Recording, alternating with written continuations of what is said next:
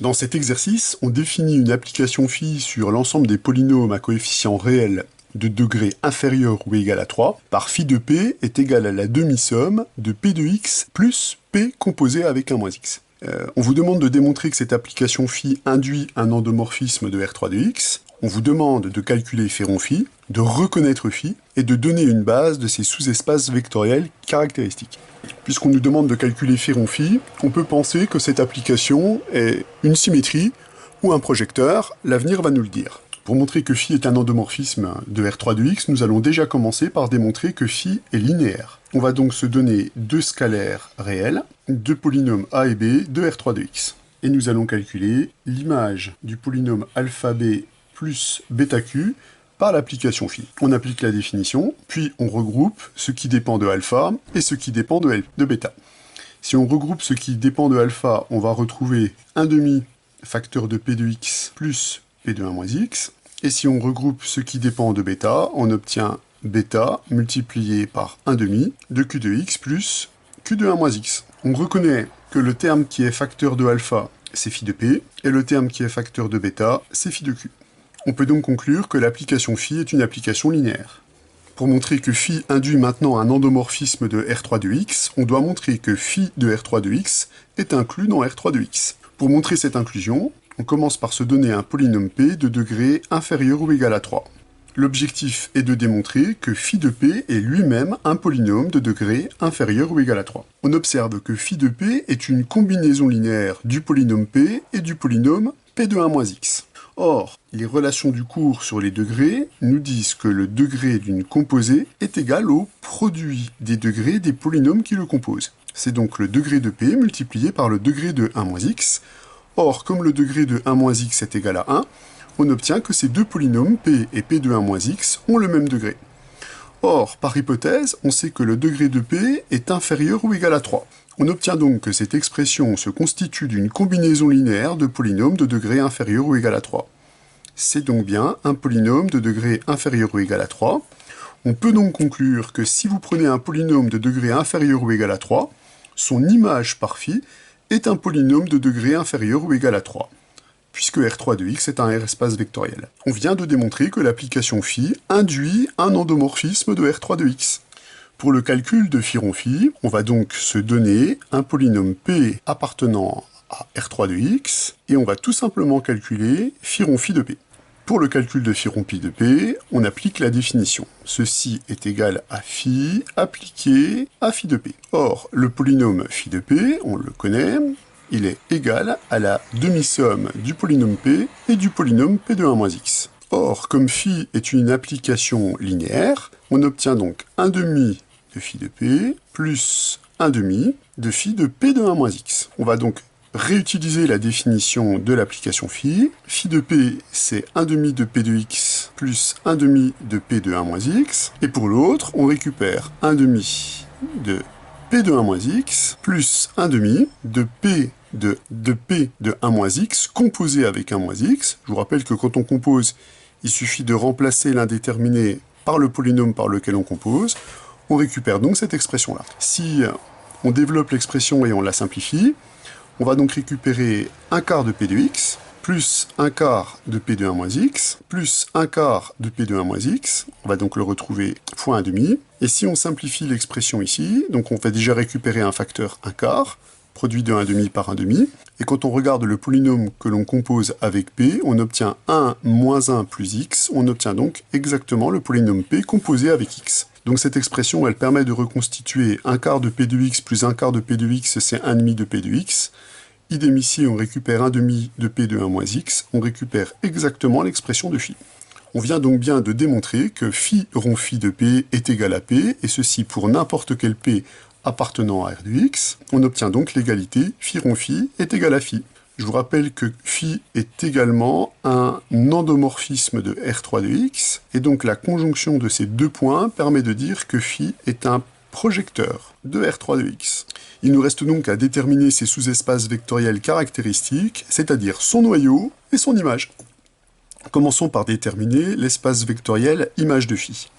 Alors je vous rappelle que phi est un projecteur, donc que l'image de phi est l'ensemble des vecteurs invariants par l'application phi. Si vous préférez, on peut aussi l'écrire comme le noyau de phi moins identité de R3 de x, puisque l'ensemble des vecteurs invariants par phi, c'est l'ensemble des polynômes P tels que phi de P est égal à P. On retrouve bien le noyau de l'application phi moins identité. On en déduit donc une équivalence que P appartient à l'image de phi, si et seulement si phi de P est égal à P. En réécrivant la définition de phi, on voit que cette définition est équivalente à P de x plus P de 1 moins x est égal à 2P de x. On en déduit donc que les vecteurs qui sont dans l'image de phi sont les polynômes de R3 de x qui vérifient P de x est égal à P de 1 moins x. Il s'agit donc maintenant de trouver explicitement les polynômes qui vérifient cette relation-là, l'objectif étant de trouver une base de l'espace vectoriel image de phi.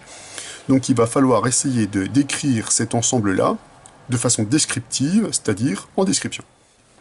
On dispose donc de cette équivalence qui permet de caractériser les éléments dans l'image de phi. On va maintenant se concentrer sur cette égalité, qui est une égalité de polynômes. Étant donné que les polynômes que l'on manipule sont de degré inférieur ou égal à 3, le plus facile pour pouvoir traiter cette égalité, c'est de dire que deux polynômes sont égaux, si et seulement s'ils ont les mêmes coefficients. C'est la définition. Donc comme le polynôme P appartient à R3 de x, il va donc s'écrire sous cette forme. On le décompose dans la base canonique, ici les AI étant bien entendu des nombres réels. Si on calcule le polynôme P de 1 moins x, je vous rappelle que quand on compose un polynôme, il suffit de substituer à l'indéterminé le polynôme 1 moins x, et pour pouvoir obtenir les coefficients de ce polynôme, on va devoir développer cette expression. On utilise la formule du binôme de Newton pour développer les puissances les plus importantes. Donc ici on récupère A3 moins 3A3x plus 3A3x carré moins A3 x cube, qui permet de retrouver l'expression, ce qui permet de calculer facilement les coefficients de notre polynôme composé. On obtient donc cette expression. On peut donc poursuivre la chaîne d'équivalence. Notre polynôme P appartient à l'image de phi, à la condition nécessaire et suffisante que ces deux polynômes possèdent les mêmes coefficients. On va donc récupérer un système de 4 équations à 4 inconnus, données par l'égalité des coefficients. La première égalité, c'est l'égalité des coefficients constants. On récupère donc que A0 est égal à A0 plus A1 plus A2 plus A3. On retrouve l'égalité sur les coefficients de x, sur les coefficients de x2 et sur les coefficients de x3. On voit tout de suite que ce système va se simplifier de façon remarquable. La dernière équation nous donne directement que A3 est égal à 0. L'avant-dernière devient A2 est égal à A2, elle est universellement vérifiée. On n'a plus qu'à écrire ce que donnent les deux premières relations. Comme A3 est nul, on va récupérer des équations simples. On obtient que A1 plus A2 est égal à 0 pour la première équation. La deuxième, elle, devient 2A1 plus 2A2 est égal à 0. Les deux équations ici étant proportionnelles, l'une des deux est inutile. Je vais conserver la plus simple. Je vais conserver donc que A3 est égal à 0. Et je vais écrire que A1 va être égal à moins A2, ce qui permet de dire que ce système possède deux inconnues principales A1 et A3, et deux paramètres A2 et A0. On peut donc écrire une description des vecteurs de l'image de phi, puisqu'on vient de démontrer qu'un vecteur est dans l'image de phi si et seulement s'il vérifie cette égalité, qui se traduit par l'égalité des coefficients sous cette forme-là. Les polynômes qui sont dans l'image de phi sont donc les polynômes qui s'écrivent sous cette forme-là, avec cette contrainte sur les coefficients.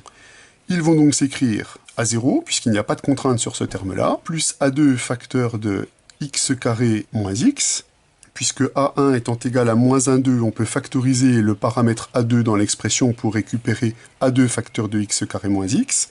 A3 étant nul, on peut dire que le polynôme P s'écrit sous cette forme-là. A0 et A2 sont des paramètres réels quelconques. On retrouve donc la définition d'un espace vectoriel engendré. On constate que l'image de phi est donc l'espace vectoriel engendré par le polynôme 1, le polynôme qui est en facteur du paramètre A0, et par le polynôme x carré moins x.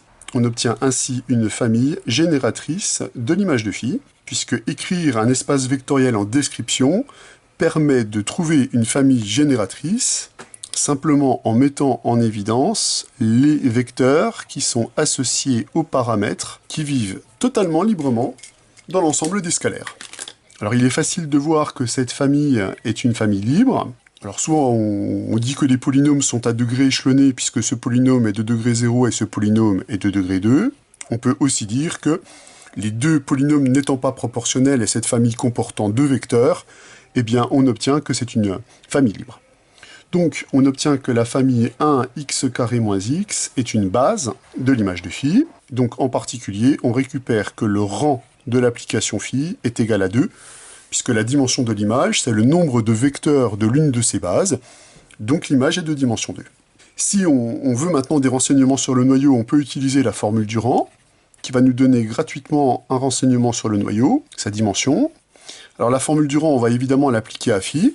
Comme l'espace vectoriel de départ de phi est de dimension finie, on peut bien appliquer la formule du rang. Et elle nous dit que la dimension de R3 de x, l'espace de départ, est égale au rang de l'application phi plus la dimension du noyau de phi. Ce qui permet de dire directement que la dimension du noyau de phi est égale à la dimension de R3 de x, 4 moins le rang 2, la dimension du noyau de phi est égale à 2. Nous savons donc qu'une base quelconque du noyau de phi possède nécessairement deux éléments. Alors on va essayer, comme pour l'image, de déterminer une base du noyau de phi en résolvant l'équation associée. Pour trouver une base du noyau de phi, on va se donner un polynôme de l'espace vectoriel de départ. Je prends un polynôme de R3 de x. Si j'utilise la définition du noyau de phi, j'obtiens que mon polynôme P est dans le noyau de phi si et seulement si phi de P est égal à 0.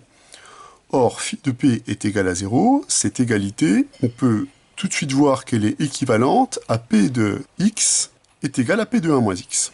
Alors on peut évidemment travailler comme on l'a fait ici, écrire le polynôme de R3 de x avec ses coefficients, travailler cette égalité, bon, sachant qu'on a déjà fait les calculs qui sont là, ça va permettre de simplifier le système.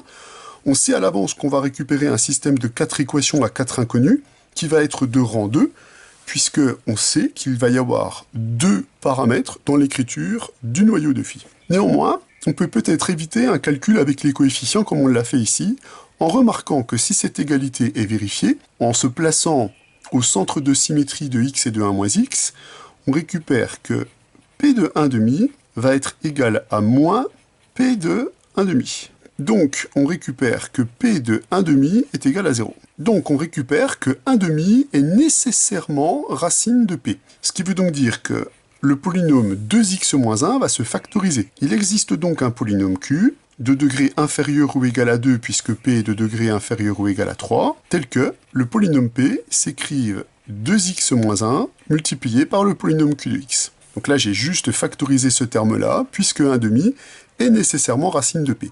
Je préfère factoriser 2x-1 plutôt que x-1,5 pour éviter de travailler avec un calcul fractionnaire. Conclusion, avec ce renseignement-là, on récupère que le polynôme P est dans le noyau de phi si et seulement si. Quand je reporte dans cette expression, on va récupérer donc 2x-1 fois le polynôme Q va être égal à moins. Alors le polynôme 2x-1 composé avec le polynôme 1 moins x va nous donner 2 facteurs de 1 moins x moins 1, Q de 1 moins x.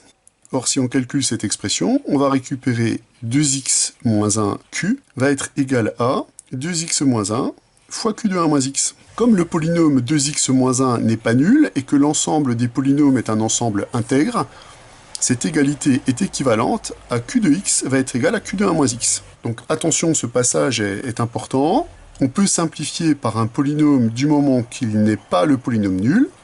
Or ce polynôme-là n'est pas le polynôme nul. Je vous rappelle que ce polynôme est de degré 1 et le polynôme nul, lui, est de degré moins l'infini.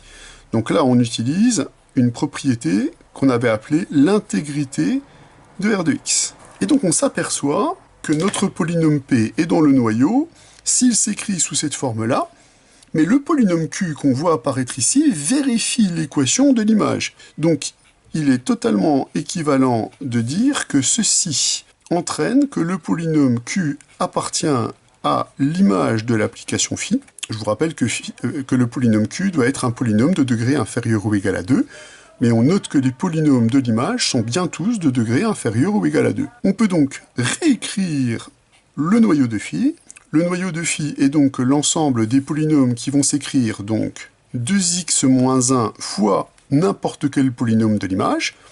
Or, les polynômes de l'image s'écrivent sous la forme alpha plus bêta facteur de x carré moins x, avec des paramètres alpha et bêta absolument quelconques. On peut donc en déduire que le noyau de phi est l'espace vectoriel engendré par le polynôme 2x-1 et par le polynôme x fois x-1 fois 2x-1. On obtient donc une famille génératrice du noyau, mais comme pour l'image, vous vous apercevez que les degrés des polynômes ici sont respectivement 1 et 3, c'est une famille à degrés échelonnés.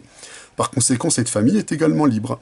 On obtient donc une base de notre noyau, une base qui est formée avec deux vecteurs, comme il était prévu par la dimension, le vecteur 2x-1 et le vecteur x fois x-1 fois 2x-1. On a donc bien récupéré une base de notre noyau et une base de notre image. Ce qui termine l'exercice.